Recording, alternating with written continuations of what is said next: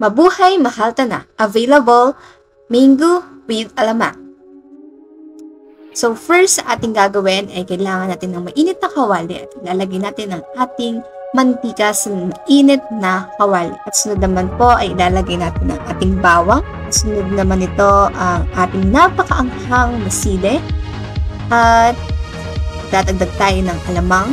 Halu-haluin lang po natin siya. Tanggalin natin yung mga unwanted things na mga isda na hindi natin dapat kasama sa ating alamang.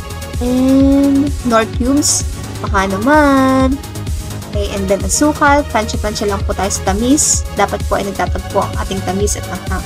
And after nyan, halu-haluin lang po natin hanggang sa maluto po siya.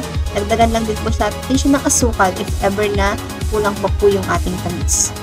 And for our second step, kailangan lang po natin na pagbalot-balutin ang ating mga alamang at asin, depende po sa peraso ng kanilang mga binibili or in order sa atin ng ating customer. For our third step, kailangan natin hugasan ang ating mga mangga para ito ay mapanatiling malinis.